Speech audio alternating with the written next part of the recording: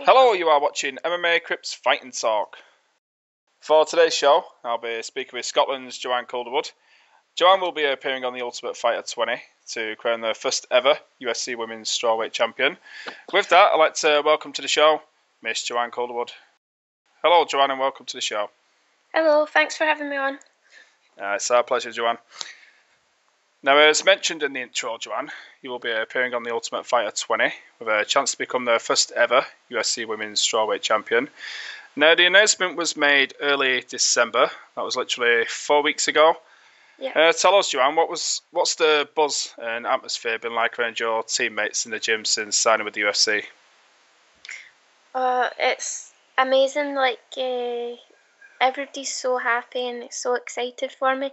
And every day that I'm in there now, it's just like we're always talking about it and stuff. And it's just great to know that my teammates are excited for me, and it's just awesome. And it's finally sunk in now that I'm in training, and like I'm really I was already motivated, but this is like really driving me over the bend motivated. Now, the UFC did acquire 11 Invicta contracts, including yours, Joanne, for the Ultimate Fighter 20. Did you have much of a say in the negotiations with the UFC, or was it simply just a matter of transferring your Invicta contract to the UFC? Yeah, of course, like I could easily have said like no, I don't want to go over, but that would be crazy and silly because I want to be where the best girls are in my weight class. So the one question was, is the rest of the girls over? And the answer was yes, obviously. So I was like, without a doubt, was going over because I want to fight them. So wherever they're going to be, that's it's not. I was like, I didn't have to think about the answer twice. Did you know right away you'd be competing on the Ultimate Fighter 20, or was there a possibility that the UFC would just add you to their UFC roster with the rest of the women? Yeah, it's pretty smart the way they've kind of introduced the straw weights, because now like everyone will get to know all the different characters and stuff, and it's a great way to introduce our division. So I think it's been a very smart move, and looking forward to it. Now, the strange thing here, Joanna, is you've only been competing pro mixed martial arts for 2 years. You've already had an Invicta title fight offered to you, and now you're set to compete on the Ultimate Fighter 20. When you first got into mixed martial arts, did you ever envision your career taking off so quickly? You know, you're literally going to be watched and known by millions of people around the world in like 5 to 6 months' time. That's pretty crazy stuff. Yeah, I always kind of like, even in when I was fighting Thai and stuff, I knew like all this would be worthwhile, and I'm a great believer in stuff happens for a reason, and I'm just so I'm so lucky to be so lucky with my journey. I mean, it's only been 2 years I've been fighting MMA, but if you look at my journey towards that's brought me to MMA, it's like it's been awesome. When you was competing in Muay Thai, did you sort of have one eye on mixed martial arts? No. It was only when I moved to my gym that I am at the now, which was about 6, 7 years ago now, and because before I didn't really know anything about MMA and stuff, and then when I moved to the gym that I'm at the now, and it's home to the Dinky Ninja Fight Team, which is a mixed martial arts fight team, I was like, wow, kind of like all these guys are really cool, and they were getting opportunities, and the fighting, it, it was just that it was like a kind of eye opener, and I was like, yeah, I think I could maybe like get into that. And I did. Now, I want to move on to the Ultimate Fighter House for a minute, Joanne. You are going to be living with 15 other different women, mainly the Invicta crew, which you ladies seem pretty friendly with each other. Are you friendly with most of the Invicta strawweights, Joanne? Yeah, I wouldn't say friendly. Like I say hi and like civil and stuff, like, because at the end of the day, like, whenever I'm over at Invicta and stuff, I'm there to do a job. Like, I'm not going around like, oh, I want to talk to her and I want to talk to her. I'm there solely for my fight, and basically I've got my friends, so I'm not going over there to like make friends and stuff. So, but I think it'll be fine. Like, but they're also going to be there for the training and the fighting, so I take it very serious, and I'll be taking the situation serious when I'm in there.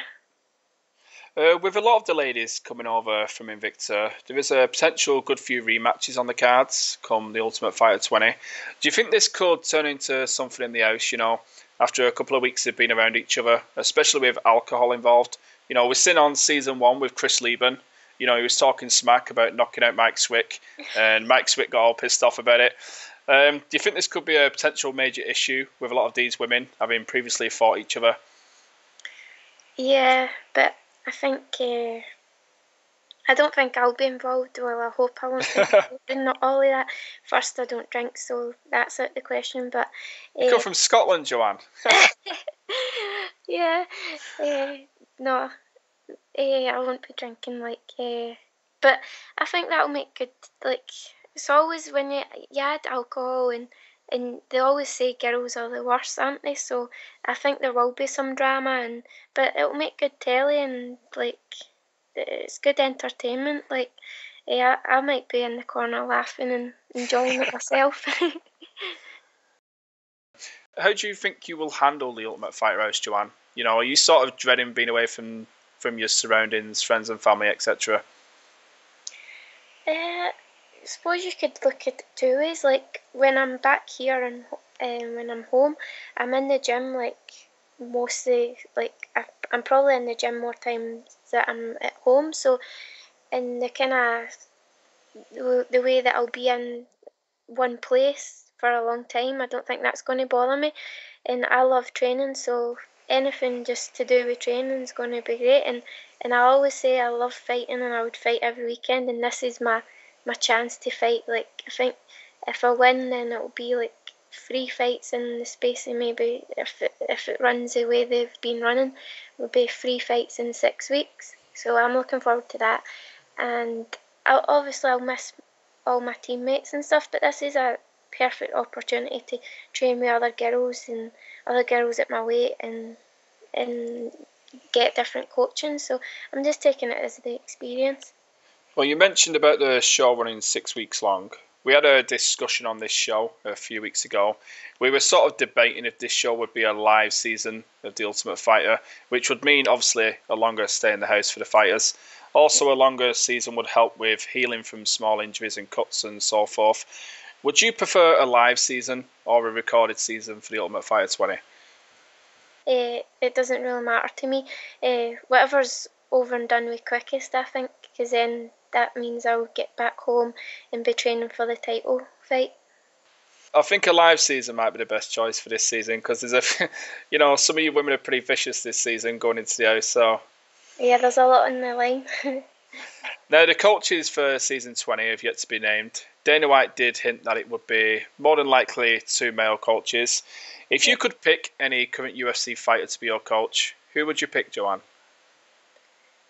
Yeah, I would probably pick Anderson Silva, because I quite like the way he fights and stuff. But at the end of the day, I'm happy with any of the guys, because at the end of the day, they bring in their coaching staff, and if you're at that level, you're not going to get bad coaching. So MD that's going to be coaching is going to be kind of top dollar. But it would be Anderson Silva. It would be cool just to meet him.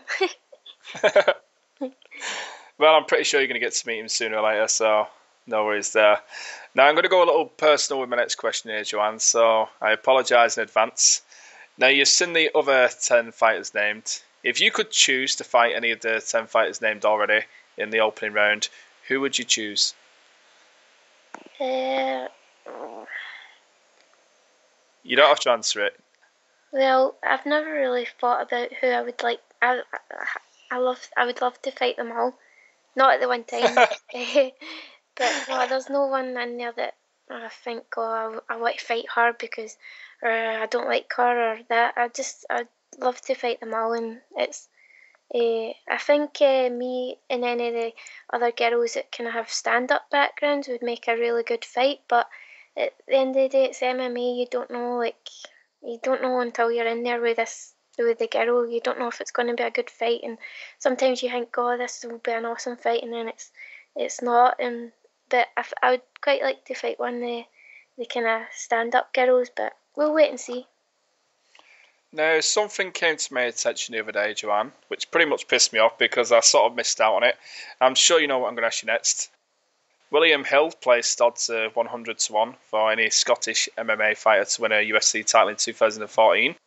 I'm taking it William Hill later on found out you were entering the Ultimate Fighter House and changed the bet to any Scottish male MMA fighter. Could you tell us your thoughts on that story, please, Joanne? I was surprised at it. I'm not a gambler. I couldn't tell you the first thing about it. But my teammates, there's a few of them that likes to put a bet on and stuff.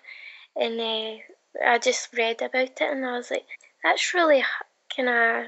I was taken back. I was like, that's not very nice. But now they've re-thingied their bets, but still kept the title the same. So it's still a bit.